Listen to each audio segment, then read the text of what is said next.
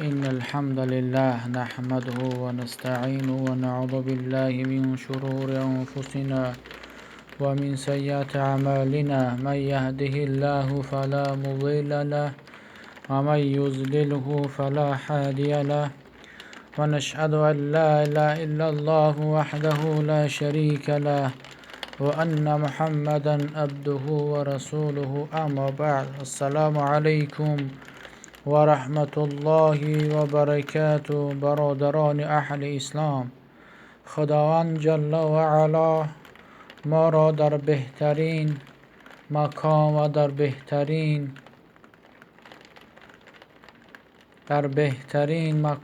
بهترین صورت خداوند جل و علا ما را خلق کرده است. الله تبارک و تعالی، الله سپاسگزارم. نگاه کن بارانی که الله تبارک و تعالی چنانچه باران که به واسطه الله تبارک و تعالی ملائکه‌ای که هستند، حتی میگه ملائکه‌ای که یک باران به ای جانب الله به فرمان الله میگیره میبیاره پایان تا قیامت هم میگه دیم باران میگه بگیریم بفرام. میگه الله تبارک و تعالی چیکار میکنه؟ میگه فرصتش نمیرسه. حتی عدد ملائکه را فقط الله خودش میدونه چند قی.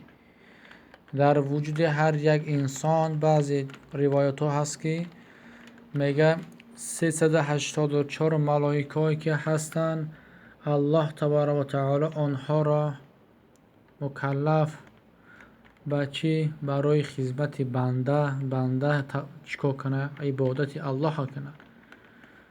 نگاه کن سبحانه و تعالی، ای که که پشت ای خانه و ای همه چی الله تبارک و تعالی ما را امیاره به خاطر چی وای کرده گی؟ به خاطر که فرمان الله چیکار کنیم؟ اجرا کنیم. ما از الله فقط چیکار کنیم؟ فقط صدقا به درگاه الله توبه کنیم که الله چی؟ رحمان و رحیم ای. ای باران چی؟ رحمت خداوند ای.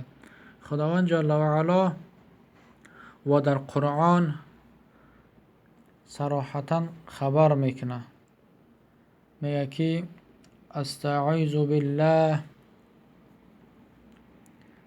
میگه ان الله علی کل شیء قدیر. الله تبارک و تعالی به همه چی قادر. میتونه که در یک لحظه زمین چیکار کنه؟ پاره کنه. میتونه که کوه را به خاک چیکار کنه؟ و بدل کنه. چی در سوره یاسین خداوند جل و علا میگه استعوذ بالله کن فیکون، میگه فسبحان الذی چی کن فیکون سبحان الذی. الله تبارک و تعالی میگه باش، همون چیز چی میشه به امر الله. نیا که تندر چنانچه شد که سبحان الله و تعالی الله تبارک و تعالی ما را چیکار کنه؟ در بهترین سوره و در بهترین مکان چیکار کرده؟ خلق کرده. السلام علیکم و رحمت الله و برکاته.